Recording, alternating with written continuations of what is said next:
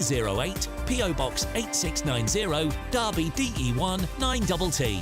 UK only. Entrance must be 18 or over. Lines close at 5 p.m. on the 25th of October. Please check the closing time if listening or watching on demand. Good luck.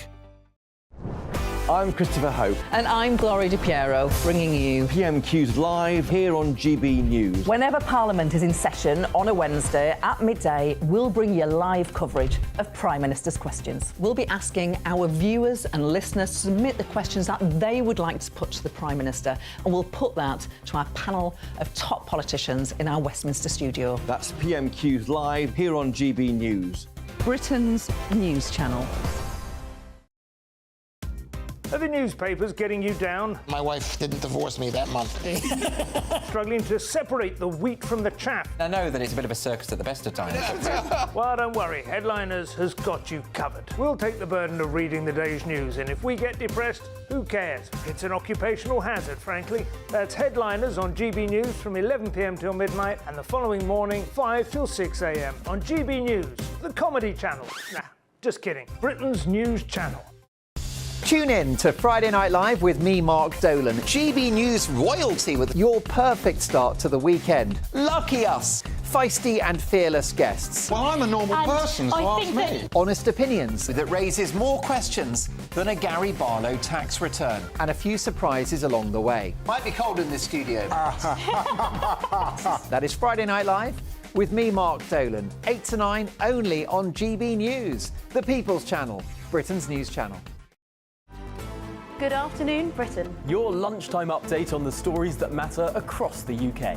From breaking news and insightful analysis, inspiring stories and lively debates. You're comparing yourself to a former Prime Minister. Which is it? Stay informed, stay updated, stay entertained. I just don't know how anyone would not want to be there. Every weekday from midday. We are Good Afternoon Britain, only on GB News. Britain's news channel.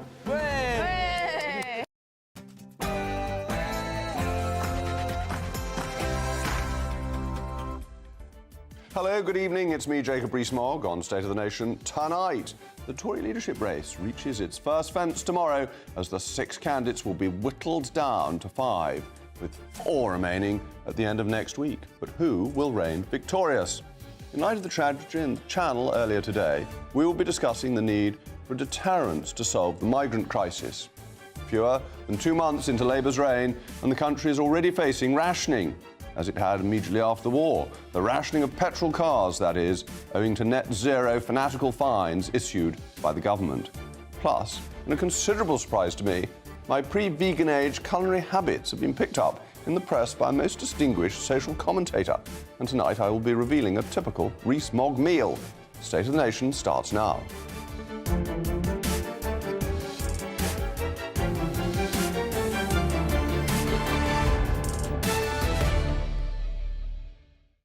I'll also be joined by my most pugnacious panel, former editor of The Sun, Kelvin Mackenzie, and the PR consultant and former Labour aide, Stella Santikitu.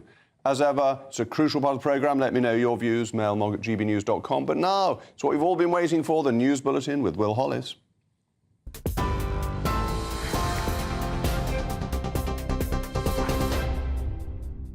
Thank you, Jacob. Your top story at 8 o'clock.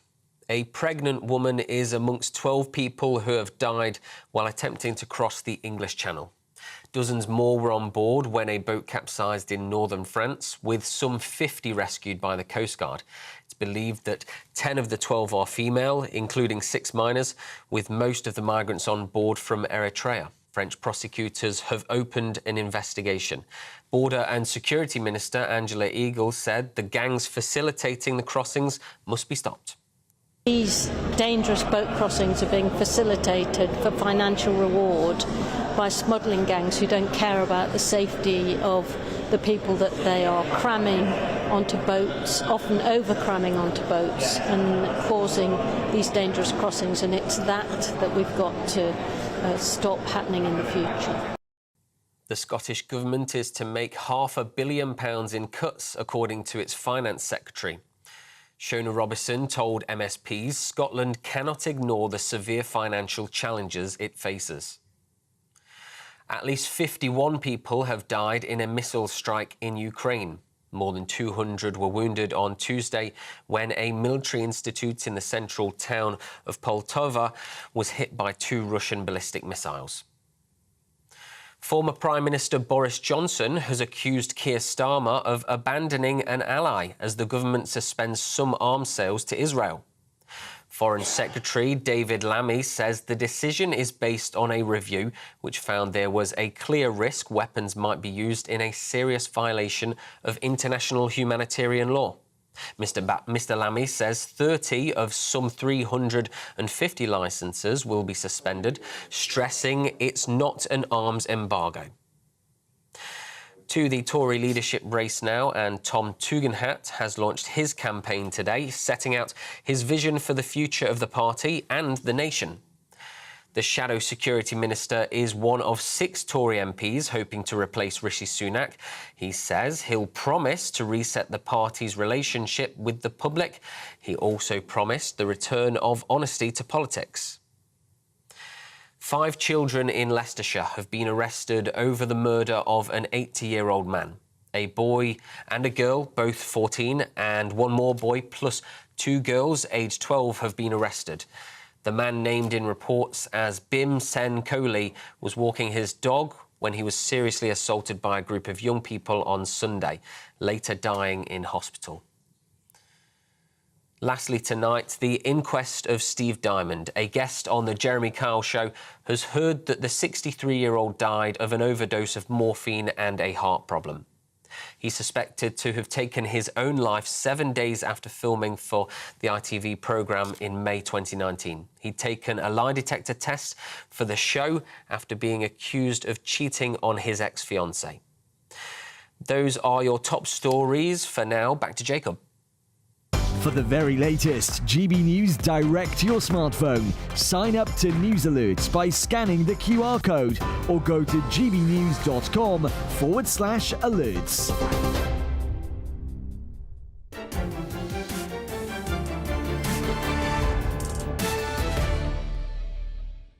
Welcome back to State of the Nation. Tomorrow marks the first round of voting in the Tory leadership election. The 6 candidates standing to replace Rishi Sunak will be initially voted upon by Tory MPs. They will reduce the number of candidates in stages until 2 go to the membership after the party conference. As it stands, there are 6 runners and riders: Robert Jenrick, James Cleverly, Priti Patel, Tom Tugendhat, Kemi Badenoch and Mel Stride. The first question they ought to answer is what went wrong. I think Kemi Badenoch put it well at her launch yesterday. This was one of our mistakes. We talked right but governed left, sounding like Conservatives but acting like Labour. We governed with a strong rhetoric on issues such as migration, but the electorate saw record levels of both legal and illegal immigration. And that's why I agreed with James Cleverly when he said this. I will use my contacts and my reputation with Rwanda to resurrect that incredibly important partnership. It's also why I agreed with Robert Jenrick. I'm agreeing with an awful lot of people today when he said this during our interview last week. I have come to the conclusion that in that programme of reform, we need to leave the European Convention on Human Rights. It wasn't just immigration either. We talked the talk on freedom and liberty, but then attempted to ban smoking, continued on the lunatic net zero agenda, and pushed ahead with the nanny state, which will all, of course, get worse under this socialist government. Priti Patel was right when she said this. Lead us from opposition to government so that we can serve the British people again and give them back the freedoms and the dignity that Labour would take away from them.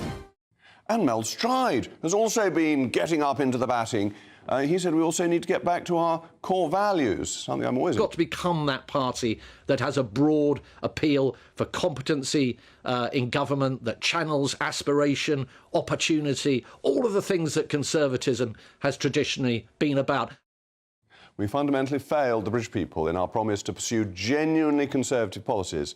And that's why Tom Tugendhat was correct when he said this.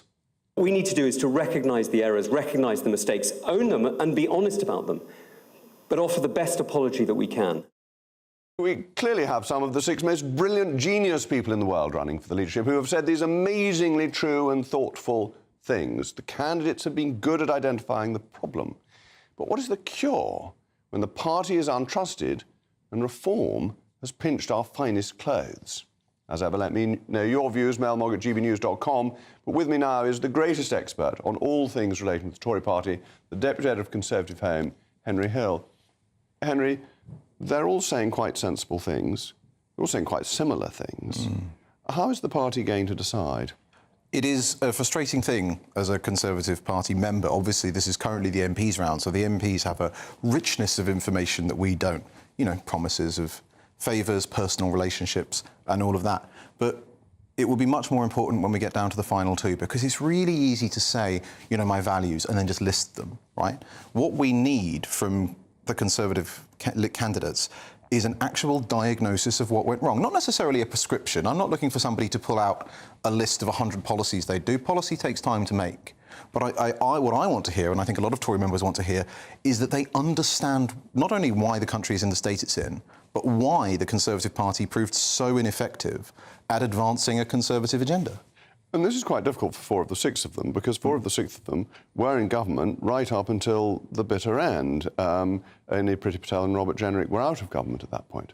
That's true. And Priti, I think, has a very serious problem, in as much as she was Home Secretary when Boris Johnson decided to bring in the long-awaited points-based immigration system and use it to massively liberalise the system and ramp up the numbers. And that's been, I think, quite tricky for her to defend. But yes, it is very challenging for anyone who is in the Cabinet.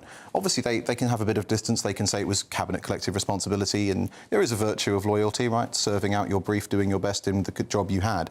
But none of them so far have given us a really compelling, granular why Britain is in the state it's in and what the problem is. I understand that when the Conservatives are in government, when you're running up to a general election, you slightly pull your punches.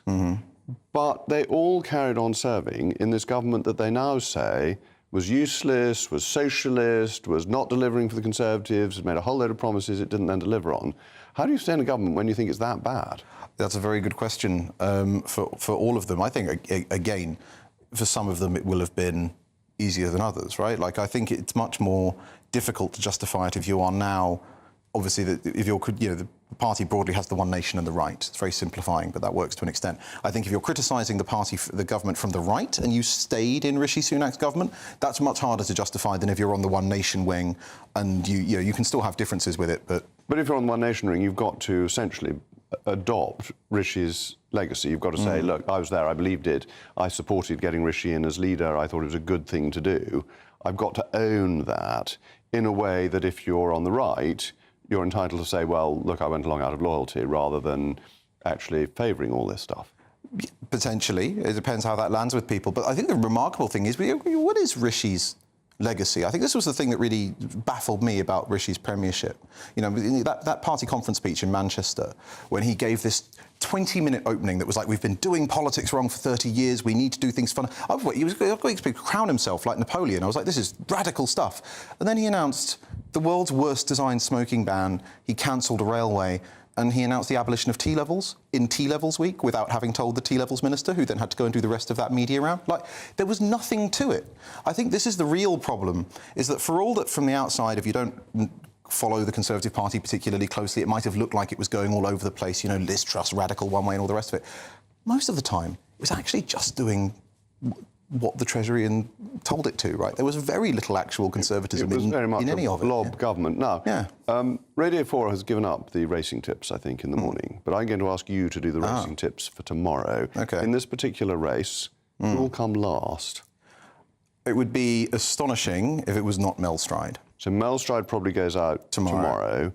Then you've got 5 left. Mel's votes would be most likely to go to somebody like Tom Tugendhat, wouldn't they? Somebody perceived as Tom or James, I think. Basically, you've got 2 broad baskets of candidates. You've got Tom, Mel and James on the One Nation wing. And, So if there's somebody of the right who is in 5th place, that person may decide to pull out, or do you think we'll just carry on? They might. I think, based on the soundings I've taken and everything else, that Priti Patel is in 5th place, and therefore she might not have any votes coming from anywhere to get into the final 4. And then we've got this very strange sort of interregnum, because before the contest was announced, I thought that we'd only have the final 2 for conference, and the party members would be getting to meeting the people from whom they'd be choosing.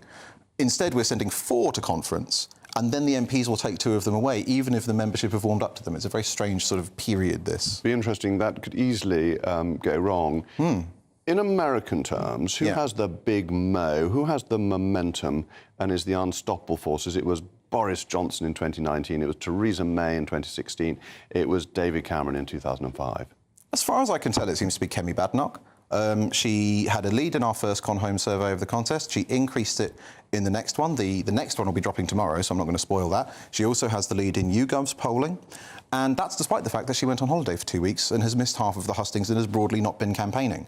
And if she can keep her lead in those circumstances, I think unless she really puts her foot in it over the next couple of weeks, she's probably the candidate to beat. And there may be some good news for Conservatives because the government's making a bit of a hash of things. Let's have a look at what Rachel Reeves had to say in the Commons today about her declaration of interests. So can she tell the House whether she told the Treasury Permanent Secretary that Ian Caulfield had made a donation to her before she got him appointed as a director in the Treasury? Yes or no? Yes. All governments appoint people to the civil service. The donation from Ian Caulfield was declared over a year ago in the proper way, and we answered all the questions in the right way that the civil service asked when we made that appointment. I think that means the answer is no. Well, Jeremy Hunt's right, isn't he? He's much more effective opposition shadow chancellor than he was chancellor in some ways, but she didn't answer the question. She said, I announced it to somebody else. That's pretty weak. Yeah, Hunt's second in our Shadow Cabinet League table. Quite a remarkable recovery. This is a real. They've got the Chancellor on the ropes here because this is quite a serious failure. I mean, there've been an awful lot of problems with Labour's appointments, but this is very much, parachuting somebody into a civil service position, having a donation link, and you're supposed to declare it to the Civil Service Commission when they're deciding on the appointment, and she's not saying she did. Presumably she knows. That's a breach of the ministerial code. Now, obviously not every breach of the ministerial code is a serious offence, but this one is, especially when you consider that she stood up in the House of Commons and in opposition and waxed pious about how vital it was to dot every T. And Keir Starmer said that the advisor on the ministerial code should be able to launch his own investigations, but there seems to be no sign of that happening. No, it's truly astonishing that they have managed to shoot themselves in the foot in this particular way so soon after getting into government, because it was obvious for a while, right, that the Conservatives weren't going to win the general election. They've had a lot of time to do their planning for the takeover, to get their staff in place, and yet they seem to have been taken by surprise by almost every aspect of taking power. And do you think Rachel Reeves has a point? I declared it at the House of Commons, therefore I declared it, and surely the government can look up the Commons Register. They're not that idle, the civil service, are they? It is a matter... I don't think that counts. It's a matter of procedure. Bureaucratic procedure does not expect the bureaucrat to go out and find the information themselves. There is a process to follow, and you're supposed to follow it. Now, you might argue that, really, maybe someone could have Googled it, but on the other hand, it's not their job. It's her job to provide the information, and if she didn't do it, coming on top of all of these other dodgy appointments, many of which Labour have rowed back on, that's a serious issue. Well, Chancellor in trouble when a new leader comes in can only be good for the Tories and, of course, for the country. Thank you very much, Henry.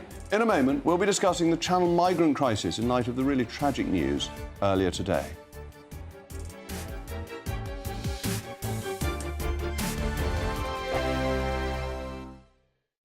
This is GB News, Britain's news channel. Would you have Harry back with open arms? And this is Ian. Hi, Ian. Harry is unfortunately not well. He's an emotional wreck. Ian, you actually took the words out of my mouth. I remember when I was younger, queuing up for hours for West Ham tickets. I'm that sad. But at least I got the ticket. It was my ticket. They knew it was me, and there were no touts involved. It's Forever says Harry can stay away. He was so quick to condemn this country as racist and to trash the Queen and royal family's reputations. He should be banished and his titles removed. He has not earned the right to call himself anything with a royal title. Ooh, passionate. Since moving to the US with Meghan, the American dream has had a number of issues for him, I think it's fair to say. But if Harry was to return, would he be welcome? And could he make it up with William? Look, if Oasis, sorry I said the O word, have done it, can William and Harry? Well, I think it's going to present a lot of challenges. I mean, I've got to be clear here.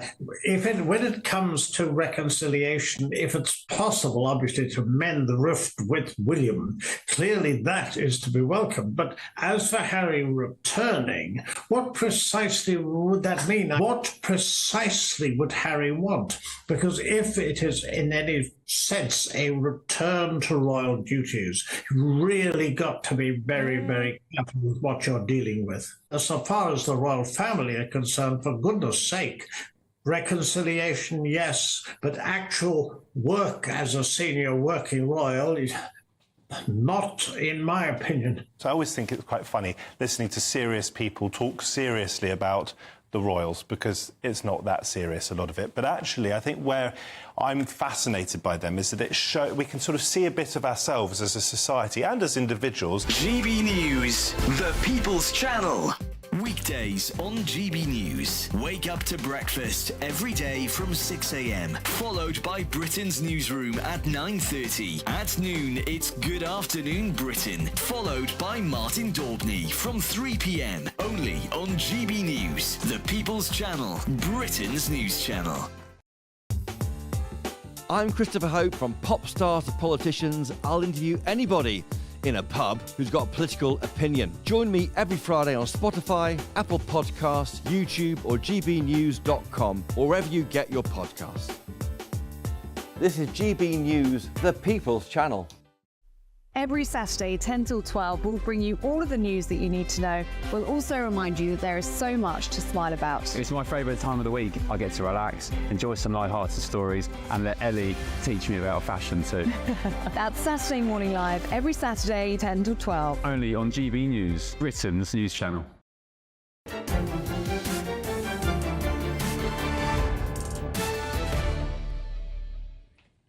Welcome back. Well, we were talking about the Tory leadership, and your mailmogs have been coming in. Robert says, all of the Tory hopefuls have their qualities, but no one person stands out above all the rest. For the Tories to fight the next election successfully, they need a charismatic leader in the mould of Boris Johnson. Though Boris is now yesterday's man. Whoever wins, the rest must unite and not squabble among themselves. And Pat says, all six might have something good to say individually, but are any singing from the same song sheet on all issues? An interesting point from Ken. Ken's very happy today. Ken says, hurrah, my favourite panel tonight. Stella is valiantly putting Labour's side of the argument, and Kelvin is Jack D without the jokes. Well, we'll have to find out more about Mr. D in a moment. Now, very sad news. At least 12 migrants are dead, 2 are missing, and several have been injured after their boat capsized in the Channel earlier today. Over 50 people have been rescued from what has been called the deadliest disaster this year. 10 are confirmed to be female, including a pregnant woman, and therefore an unborn child has died as well, and 6 minors.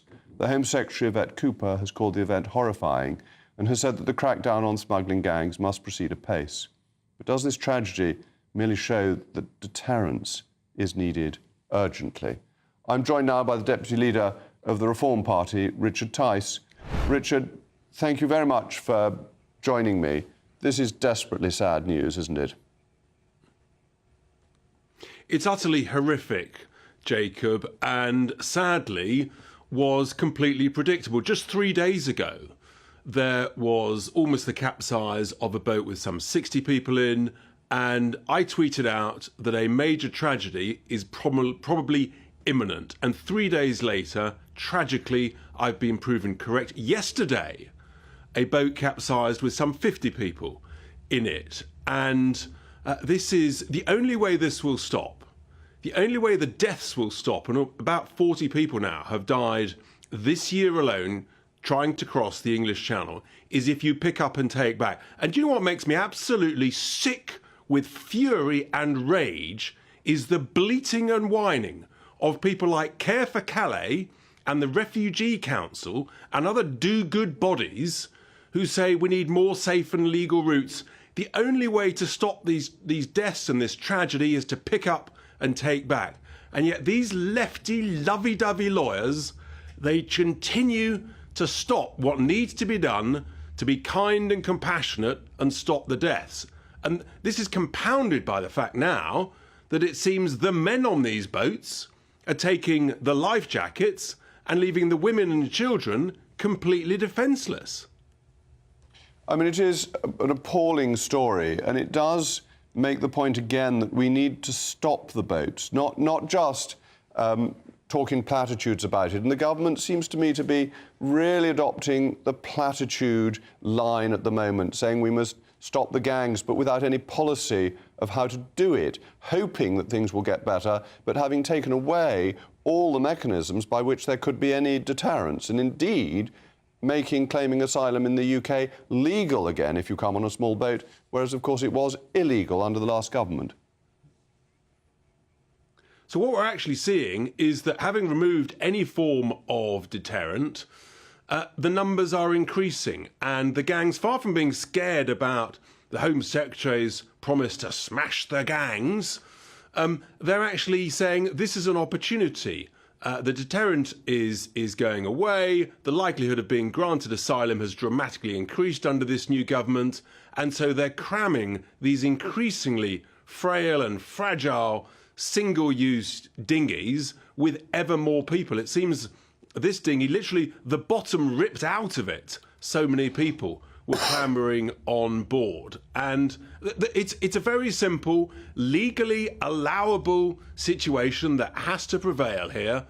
Both the French authorities, who are aiding and abetting criminality by allowing these boats to be sort of taxied over by the French Navy, and the British authorities have got to say, it ends. It stops now. We pick up and take back. And we know it works. We know it's legal because the Belgian authorities have done it. And on one day since being the new government, the border force under the new Labour government did exactly the same thing when a boat got into trouble. The moment we do that, this whole nightmare, these tragedies and these deaths stop within 2 to 3 weeks. And it's utterly inexcusable, unforgivable, blood on the hands of the government, the Home Secretary, the Prime Minister, and all of these people who will not do this. But, Richard, how can you do that if the French won't take them back? So I assume that reform policy is to send people back. But if the French aren't willing to take them back, once they've got into UK territorial waters, is it realistic to send them back to France? We may want to do that. We may think it's a good idea, but the French have to accept them. No, they don't. Under international maritime law, and we are a rules-based nation, and this government constantly says it complies with international law. The 1982 Convention of the Law at Sea clearly gives us that legal right to pick up and take back, and it provides a legal obligation on the French to pick up and take back. And yet no one has the courage, the guts, the leadership to read the treaty and then act upon it. But there's always a question in international law about enforceability, because there's no court that can rule on this. And if the reality is the French aren't taking them back, I just don't see how you can compel the French to take them, that it requires their support and cooperation, and that just isn't there. That's simply not true. And they've got two choices when it comes to it, right? If we say they're not crossing the 12-mile line and we're going to pick up and take back, which is what should happen, then the French have either got to do a deal with us and create a rapid processing centre in northern France, or they're going to shoot us. Well, they're not going to shoot us, Jacob, so they're going to do a deal with us. But this requires leadership. That's what we expect our government to do, and it requires courage. And we keep hearing from people like the Foreign Secretary, David Lammy, talk about tough choices, and the Chancellor talk about tough choices. Well, this is actually quite an easy choice. It saves people's lives. Well, Richard, thank you. I really rather like the fact that reform's policy is to retake Calais, put right the wrong that was done to Mary Tudor. Thank you. With me now is my panel, former editor of The Sun, Kelvin Mackenzie, and the PR consultant and former Labour aide, Stella Santakito. Stella, Richard's got a point, hasn't he, that actually Labour's weakness since it's been in government makes these tragedies more likely. Weakness? Weakness. Under the Labour government, we had a flight deporting illegal immigrants who did not have their asylum applications accepted. It was a record levels, record numbers of people were deported. But they've made everybody now able to claim asylum, whereas beforehand they were illegal immigrants. They've got rid of the Rwanda scheme. They have no deterrence to coming over. If someone is an asylum seeker, if someone is a refugee, then they should be allowed to apply for an asylum under international law, and they should be able to have their status approved or rejected. My question is about the Rwanda policy being a deterrent. We know that the Rwanda policy, for an insane amount of number, the IPPR was saying that it was £150,000 per person for the processing and the integration alone, and this is to deal with less than 2% of asylum seekers. Now, if this is a deterrent, can you explain to me how the chances of them dying, they know that people are dying on these dinghies, right? And yet they still continue to make this journey. So how is it not a deterrent that they could meet their deaths? The percentages are very much lower. That if you got to the point where you were able to deport new arrivals to Rwanda, you would have a very high percentage of new arrivals, and that would turn the tap off. But people are being deported already. Record numbers are being deported under Labour. Well, actually, the Conservatives got people to go back to Albania, but they can't get them to go back to Syria or to Afghanistan, and they can't get people who are undocumented to Syria and Afghanistan. There are good reasons why they can't get them back. That's why Rwanda was such a good answer, because it was a safe place for them to go. But why was it a good answer when you have refugees who have a legitimate claim? And there are refugees from Afghanistan, for example, who have helped the British government, who have a legitimate claim to claim asylum here. They have different ways of doing it. Let me bring you in. Can I just make a point about Afghanistan? If we're going to say that there are legitimate refugees, basically, the whole of Afghanistan could come here. Well, 750 million people could come here from around the world. It's preposterous. I mean, very nice to see Greeks come here, but I do not want the whole of the Muslim world turning up in Dover. I just don't. And so Tice had an explanation. He was prepared to take on the French.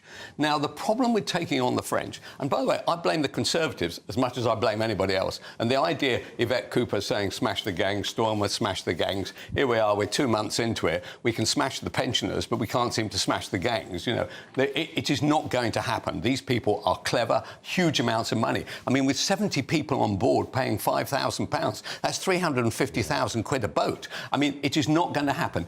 I like the idea of pushing back. The French, in turn, will say, right, well, we're turning off your power, right? Because actually, we are in the strange position of actually having to rely on French energy in order to keep the lights on. So we have to work out what is in our own interest. Are we really going to do this? And if we're going to do it, it would have my support. But it could well lead to the point that Mr. Tice was making, was that there might be violence. And I suspect there could be. Well, he was saying the French wouldn't shoot us, which is slightly reassuring. But I did think Richard was gearing up to counsel the Entente Cordiale and go back to where we were at Waterloo. All I'm saying is we need to have a solution. Just look at Germany when you haven't got a solution. When you invite 1.5 million people in, what have we got today? We have a. By the way, the reform correctly actually say we are not the AfD of the UK, which is good news, right? But this is what we're going to get. Unless we deal with this issue, we are going to end up with a very, very right-wing government. Calvin's right. This lefty liberal consensus that does nothing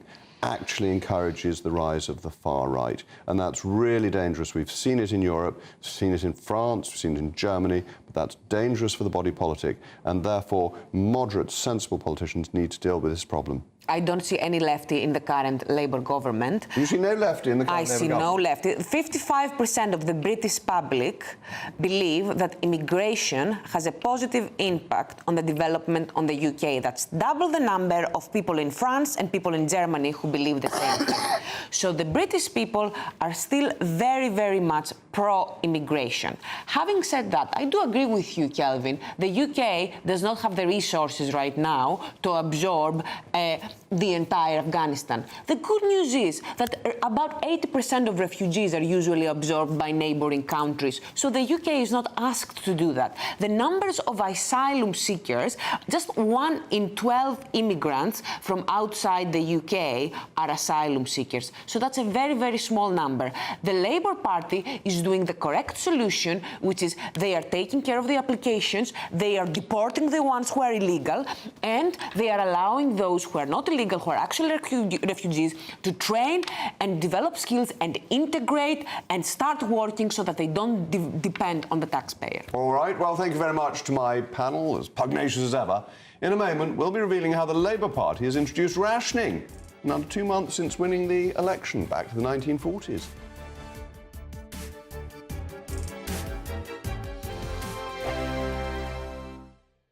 Hello, good evening. Welcome to your latest GB News weather update brought to you from the Met Office. Through tonight, there will be a few showers, but for many of us, clear skies, and it will turn quite chilly across northern areas. But through the rest of this evening, a weather front still to push south and eastwards through parts of Scotland, Northern Ireland, into areas of northern England and Wales. So cloudier skies will start to develop here through this evening. A risk of some showers across northwestern England, Wales and the southwest. The showers, though, moving away from the south and east. So it will turn drier for many of us overnight tonight, but still a few showers lingering on across parts of western Scotland in particular. But clearer skies inland will allow temperatures to fall away to 2 or 3 degrees in rural Scotland. A fresher night than last night as well across southern areas of England too. But despite the chilly start, it will be a bright start for northern and western areas of Scotland, particularly across the Highlands and the Islands. In the west, in the east though, a risk of showers as well as in the southwest. Some of these showers could turn quite heavy, particularly across Northern Ireland throughout the middle part of Wednesday. There's a risk of a few showers across central areas of England too, but still some sunny spells around, and Wednesday will be a day of sunshine and showers generally across the UK. In any sunshine, it won't feel too bad. The winds are fairly light. After the chillier start, temperatures aren't going to quite reach as high as they have done in the past few days, but it will feel pleasant enough with those lighter winds. Showers, though, could turn quite heavy with a risk of hail and thunder across parts of Northern Ireland and western Scotland. But it's across the south and east where we see the heaviest rain develop through Wednesday evening. That will likely linger into Thursday morning. So there is a rain warning in force through rush hour on Thursday across many southern areas of England and parts of South Wales as well. So take a look at our website for more information on that. But looking ahead to the weekend, it looks like it will turn much drier and warmer across northern areas, with rain lingering across more southern areas. Have a good evening. Bye-bye. Mark Dolan tonight is your weekend dose of news, debate and entertainment. This sounds like a wild conspiracy theory. Don't miss My Big Opinion. Mark meets at My Take at 10. Democracy is a funny old thing. And we don't do boring, not on my watch. I just won't have it. Let's go and get another glass of that bubbly. You've earned it. That's Mark Dolan tonight, Saturday and Sunday, 9 to 11, only on GB News, the People's Channel, Britain's news channel. Hi there, I'm Michelle Dewberry, and I'm going to take a second to tell you all about my show, Dubes & Co. We start off with the issues of the day. We then bring in both sides of the arguments. We get rid of the disrespect. And then you throw me into the mix. And trust me, I'll tell it exactly how it is. And then, of course, the magic ingredient, you at home. We mix it all together, and what have we got? In my opinion, the best debate show in town. Monday to Friday, 6 till 7 on GB News, Britain's news channel.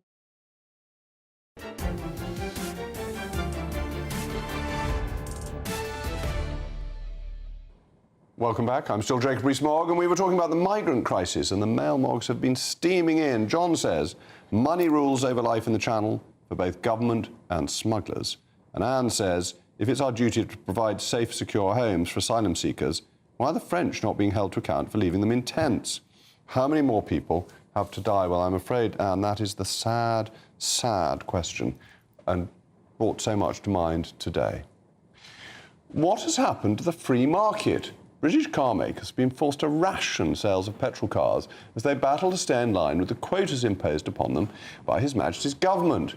Failing to meet this year's target of 22% electric sales will result in oppressive fines for car-making firms, wreaking havoc upon the supply and demand of the automotive industry and flouting the fundamental principles of free market economics. It also risks British industry falling behind its foreign competitors. In fact, someone ordering a car from a dealership today may have to wait until February to receive it. If the government really wishes to take its foot off the economic brake, it ought to start here. Well, I'm joined now by the motoring journalist and former Top Gear presenter, Quentin Wilson, as well as my most pugnacious panel, and you know who they are. Quentin, thank you once again for coming in for a renewal of this discussion. I'm not against electric cars, but I think people should buy them because they want to, rather than because there's a penalty for buying a petrol car. Yes, look, you can carry on driving your petrol or diesel car forever till it and you drop, and nobody's saying that you can't do that. But we're at an important energy transition, so we need a mandate to stop the eternal tide of diesel SUVs, and we don't want any more diesel SUVs. And the motor industry has made serious mistakes with its electrification policy by just making electric SUVs, big £100,000 electric SUVs that people can't afford. So the market is full of those. But I'm glad you mentioned diesel, because there was a huge push by the government and the European Union and crooked car manufacturers, not to exclude them, to make people buy diesel cars. I wouldn't fall for it, because I'm afraid I like the better acceleration you get with a petrol engine. But huge numbers of people bought diesel cars, and then they were told they put out nitrates and particulates, and they're quite poisonous, and you did the wrong thing. Why should we trust government now with these poisonous batteries that don't make for a very good second-hand car market? They're not poisonous. They're recyclable. 98% of a battery can be recycled and lives again in second uses, in energy storage and static energy batteries. So we shouldn't trust governments. Absolutely right. And it was Gordon Brown who said, no, biodiesel, it's much better for the environment with that green budget in 2000. But the point is, electric cars, and consumers need to know this, are much, much cheaper to run now. They really, really are. I mean, you can save thousands over the year. There's no maintenance required. Your fuel is 7p per kilowatt hour if you can. No, hold on a second. It's 7p as long as you take it through the night through your octopus deal, 80% and it's 79p if you get stuck on the M25. Yeah, no, but then it's the same with petrol, isn't it? You go to a motorway service station, you get your trousers taken down. So look, up to a point, Lord Copper. I mean, it's if you go to the Ubley service station, where I regularly go, it's about £1.42 for a litre of unleaded, which is very reasonable, and it's a private, independent retailer. I never stop at service stations. No one in their right mind ever stops at service stations because they rip you off. But you're right. The price of electricity has to come down. And some of those CPOs, charge point operators, are charging far too much, and they didn't hedge. Tesla can charge 42 pence per kilowatt hour. Why are some people charging 75? So I completely agree with you, Kelvin. But look, you know, we want cleaner air in our towns and cities. We want energy independence so we don't have to bow to Putin and Saudi Arabia. So this is broadly for society a good thing. But government, new government particularly, needs to get behind this. But in terms of cleaner and economic, new petrol engines are extremely clean and they're very economic. The miles per gallon you can get on small modern cars is quite remarkable. But they still burn hydrocarbons, Jake. They do. And they still emit stuff, but we've had the coldest summer in 9 years. I'm going to bring my panel in on this. We've had the coldest summer for 9 years. Every time we have a hot summer, it's with global warming, we're all frying. Now we're having a cold summer, we're not meant to say, well, it's all right then. Come on, how about all of the respiratory illnesses and all of the long-term health problems? How about the kids that are dying? How about the asthma and all of these other health issues that we have because of the air quality that we're breathing? Isn't that important? Well, that was the diesel engines that the government told us to buy. And if you go back, you're absolutely right. There was lead in petrol, and that had all sorts of consequences on people's health. But the internal combustion engine has got cleaner and cleaner and cleaner and more efficient. Put yourself in a garage, Jacob, switch the engine on and see how clean it is. It depends which car. With my new car, it's very, very clean. With my 1936 Bentley, yes, I'm not so sure. What about the issue in terms of the car? Is the simple cost of the electric against what is quite a cheap petrol car at the moment?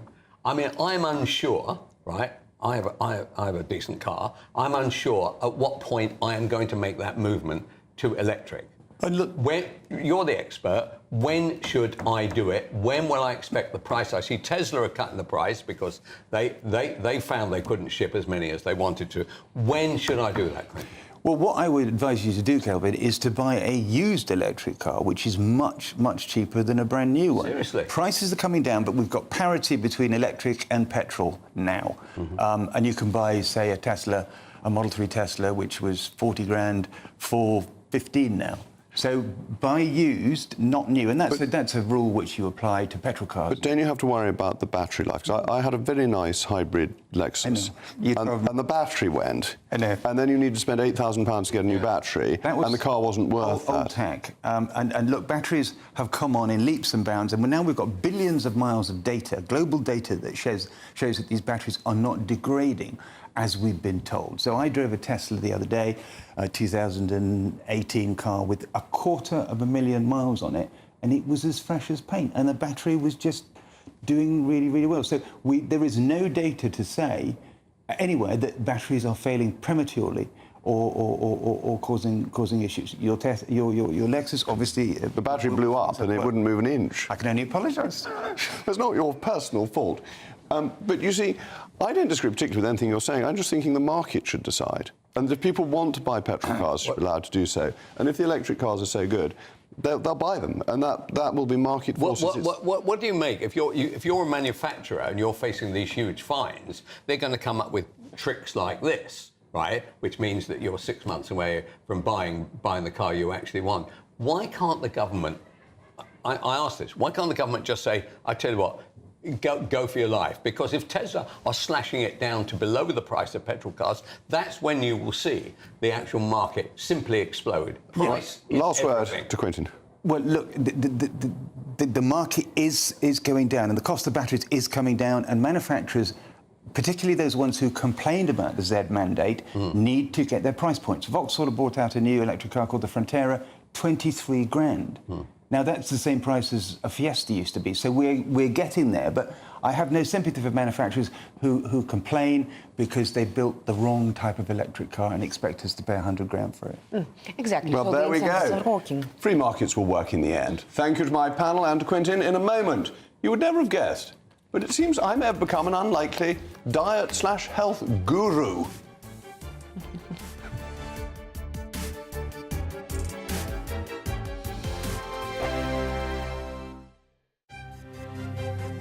GB News Breakfast, every day from 6 a.m.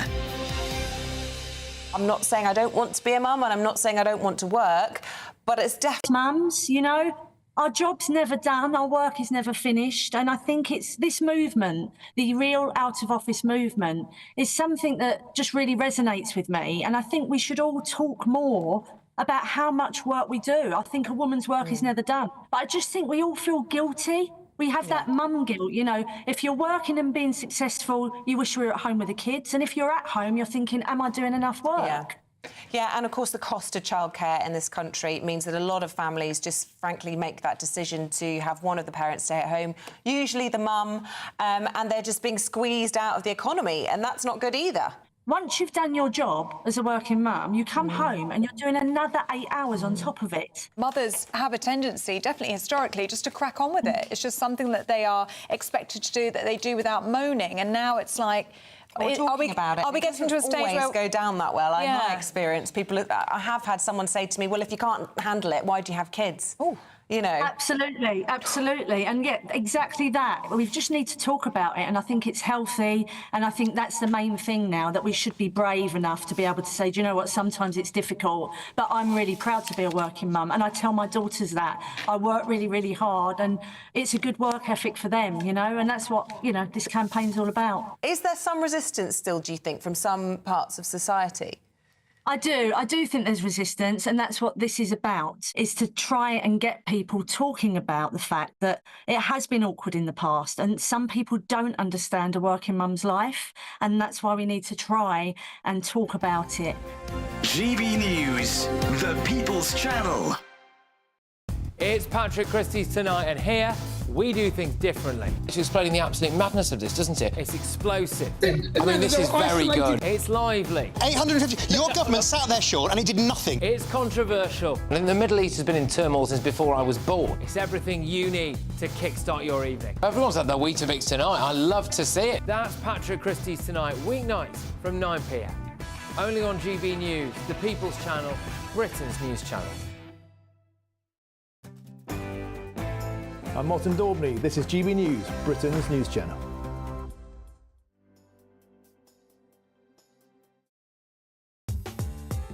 I'm Christopher Hope. From pop star to politicians, I'll interview anybody in a pub who's got a political opinion. Join me every Friday on Spotify, Apple Podcasts, YouTube or gbnews.com, or wherever you get your podcasts.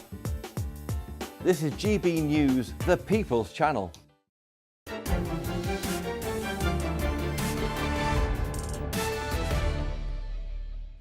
Welcome back. We were talking about car rationing and the mail mogs have come in.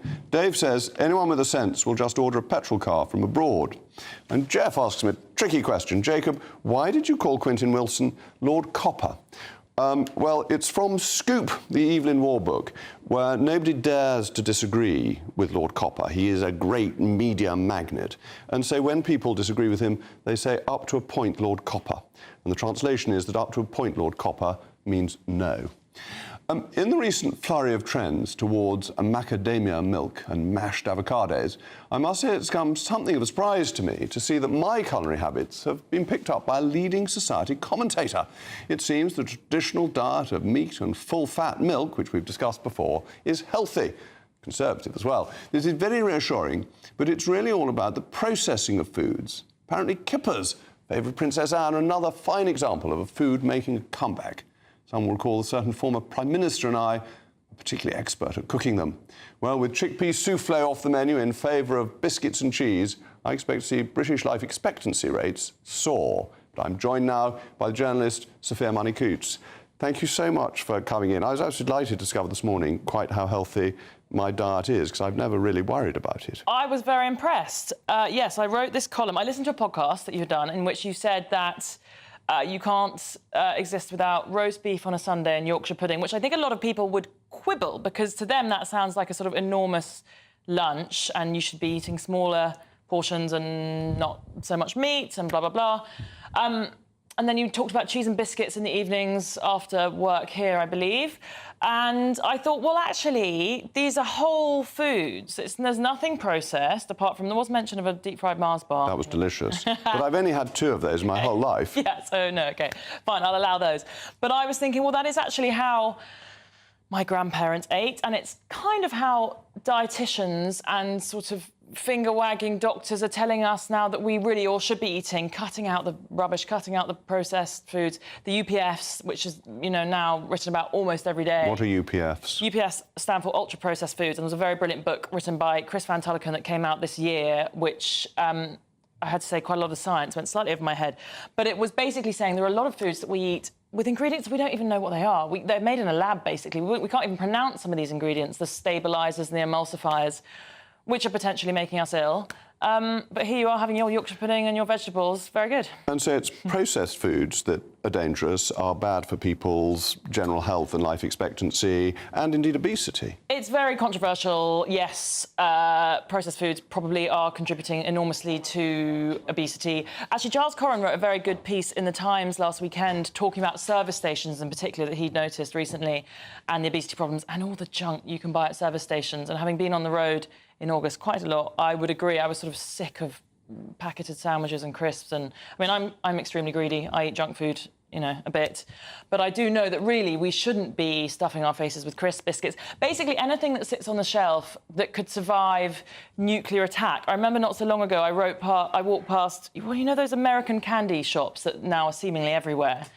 and I saw a packet of Oreos on the shelf, and I like an Oreo myself, but I thought, if that was hit by a bomb, they would probably still exist, or they would be. You could eat those in 100 years' time, and that cannot be good for us to eat that kind of thing. It's not real food. It needs to be things that are fresh, like cream eggs, which have a season, and at the end of the season in Easter, they go off, and you can't have them beyond that. Exactly, like cream eggs. I would say very much so, and deep-fried Mars bars. And with the cheese, it has to be a Bartholomew biscuit, doesn't it? There is no other biscuit that a gentleman would eat. Come on, you're the great expert on this. On the podcast. Oh, controversial. I actually... Is there another... bread with my cheese. No, you don't dislike bread. Is that French? Someone once said that's more French. Is that French? Well, no, not historically, because if you were in Somerset 200 years ago, people would have had a hunk of bread and cheese and cheddar. And you said cheddar was your favourite? Oh, of course, yes. Quite right. See, proper whole foods, yeah. I would say dietitians would approve of those, even though lots of people say, oh, cheese, too fatty, too this, too that. I still think better for us than... And also you're a great one for growing your own vegetables. Well, I don't have a vegetable patch myself, but I mentioned in my column that I went to Balmoral last month, not to stay as an invited guest, alas, I should point out, but I bought a ticket and went round with my mum. And the vegetable garden there is obviously not a vegetable garden we can all aspire to. It is gargantuan and immaculate. But yes, how sustainable and eco, to be honest. If you're busy growing even just runner beans or tomatoes in your garden, then... Well, runner beans are the best bean, but that's because they're almost only ever grown at home and fresh. And relatively easy to grow? Well, I think so. I mean, if I can grow them, anyone can grow them. Yeah. Though not really sure I grow them. I think that would be a claim too far. But they are they're one of the very few really nice vegetables. Yep. But things that are grown at home have a better taste. I think so, and how much better than buying it in a bag of plastic from the supermarket? Also, chicken eggs. I mentioned that in my column as well. Oh, yes. Much better if you can. My mum hasn't got chickens at the moment, but she has previously, and there's nothing better, I think, for breakfast or indeed for dinner. I said it's extremely posh to have scrambled eggs for dinner. Yes, I agree. That's what I had for dinner last night. There we go. I'm glad. So, if I want to become a top Tory toff, do I have to start keeping my own chickens? I think you are already, Jacob. But yes, you should really keep your own chickens, yes. And only ever drink full-fat milk. We did this on the programme a few months ago. Milk. Yes, exactly. Not fake milk. Proper blue milk. Yeah, I would say. Ideally, in Somerset, do you have a local farmer that you can go and knock on the door and say, oh, can I have a jug of your milk this morning before it's, anything's done to it? Well, he's wonderfully commercial and actually has a farm shop where you can do exactly that, and you can fill up a container of fresh milk of the highest quality. And it's, of course, from Somerset, where the grass is so green and therefore the cows produce the best milk. And cheddar. Yes, exactly that. No, very good for you. Excellent. Well, thank you very much. I'm glad to discover I classify as a top Tory toff. Never knew that before. Thank you very much, Sophia. Up next, it's Patrick Christie's. Patrick, what is on your bill of fare this evening? I hope full-fat milk. Oh, 100%, always full-fat milk. But it's an electric show tonight. Have we got sectarian politics now alive and well in the House of Commons? Jeremy Corbyn and the Gaza gang. I'm also going to be talking about whether or not Labour have got a problem with the elderly. Will Rachel Reeves raise the retirement age? A jihadi knifeman has somehow managed to avoid prison. He's been given a, in my view, rather spurious mental health order. I'm actually going to be talking to Emma Webber. His son, Barnaby, was suddenly killed by a knifeman in Nottingham, to talk about these kind of mental health orders that seems to be doing the rounds at the moment. And David Lammy as well. Is he actually a dangerous disaster for Britain? We're talking about that and much, much more, Jacob. Well, that all sounds extremely interesting, as always. That's coming up after the weather. I'll be back tomorrow at 8 o'clock. For now, I'm Jacob Rees-Mogg. This has been State of the Nation, and you're waiting with bated breath for the weather report from Somerset. Well, I had a look on an app, and I saw there was a continuous line of sunshines for the whole of tomorrow. It'll be perfect. A brighter outlook with Box Solar, sponsors of weather on GB News. Hello, good evening. Welcome to your latest GB News weather update, brought to you from the Met Office. Through tonight, there will be a few showers, but for many of us, clear skies, and it will turn quite chilly across northern areas. But through the rest of this evening, a weather front still to push south and eastwards through parts of Scotland, Northern Ireland, into areas of northern England and Wales. So cloudier skies will start to develop here through this evening. A risk of some showers across northwestern England, Wales and the southwest. The showers, though, moving away from the south and east. So it will turn drier for many of us overnight tonight, but still a few showers lingering on across parts of western Scotland in particular. But clearer skies inland will allow temperatures to fall away to 2 or 3 degrees in rural Scotland. A fresher night than last night as well across southern areas of England too. But despite the chilly start, it will be a bright start for northern and western areas.